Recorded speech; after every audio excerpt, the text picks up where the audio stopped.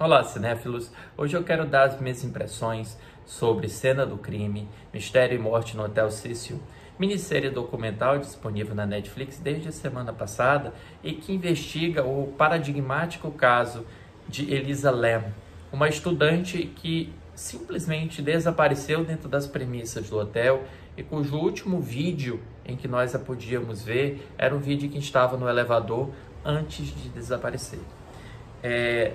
Para começo de história, eu acho que existem muitas formas de se contar crimes reais ou esses fatos reais que tanto nos instigam e tanto nos impulsionam a assistir mais documentários, nos colocam naquela posição gostosa de montar quebra-cabeças, de decifrar peça a peça, indício por indício, pista por pista, cada um de seus significados, a fim de encontrar ou um provável suspeito, um provável criminoso, ou ao menos ter uma resposta conclusiva sobre tudo que aconteceu.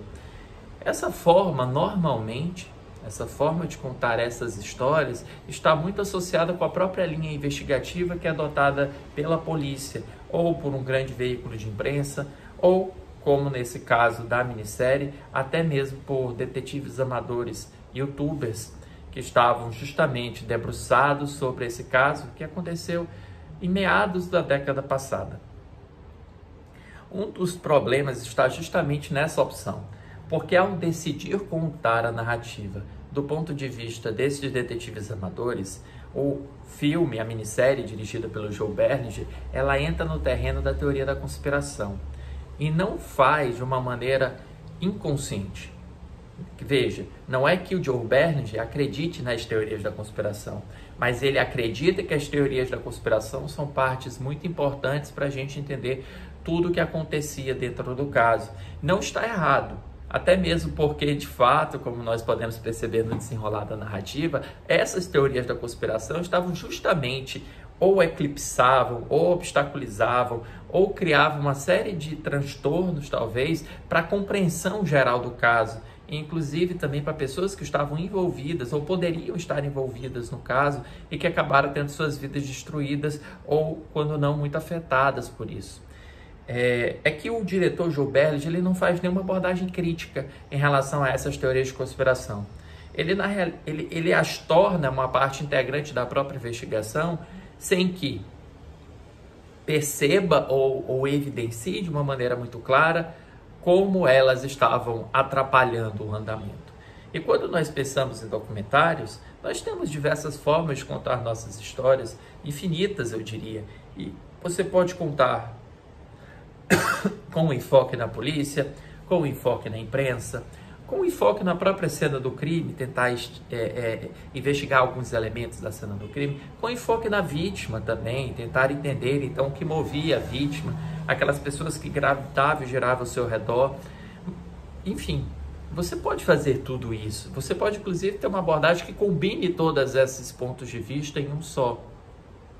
Mas eu acho que à medida em que o diretor Joe Berlinger começa a dedicar, investir pelo menos 2 episódios, o segundo e o terceiro, justamente nessa profusão de teorias da conspiração, nós começamos então a notar, eu pelo menos comecei a notar, um desrespeito talvez à própria memória de Elisa Lam e à própria doença psíquica que a acometia e de tantas outras pessoas que também são acometidas por essa doença.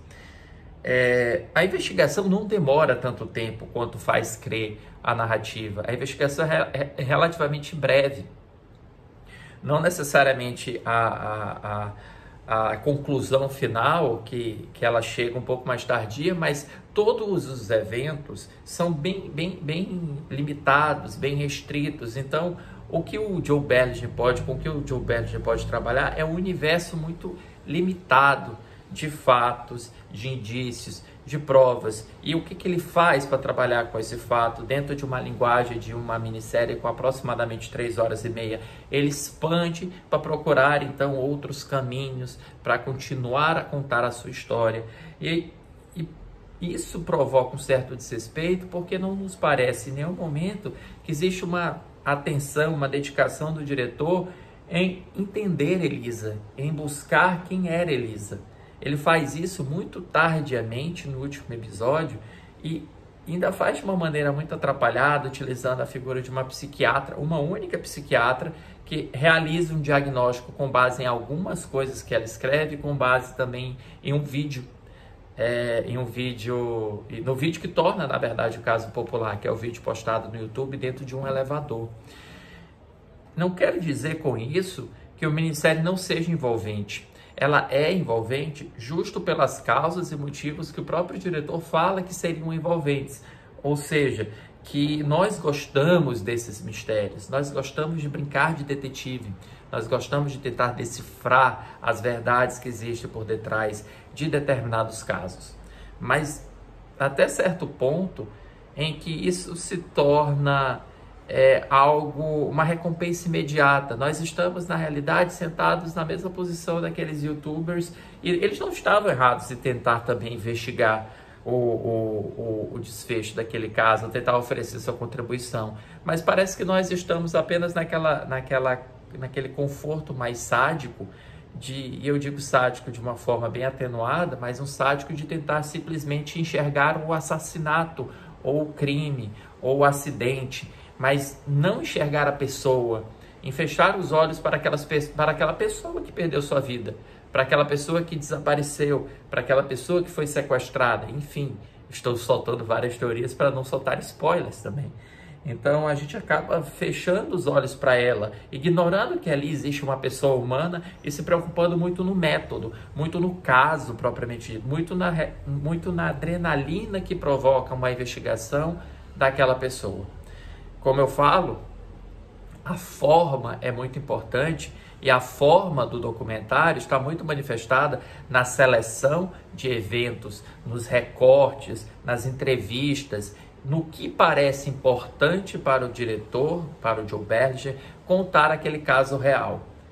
Ao assistirmos e ao chegarmos à conclusão dos 15 minutos finais, nós percebemos que a forma escolhida pelo diretor, além de desrespeitosa, como falei, é também desleal com nós, porque todas as respostas estavam ali e poderia ser feito uma outra forma que fosse mais rica, ou uma outra forma que valorizasse aquele incidente, valorizasse também a figura da pessoa e ainda provocasse críticas no espectador.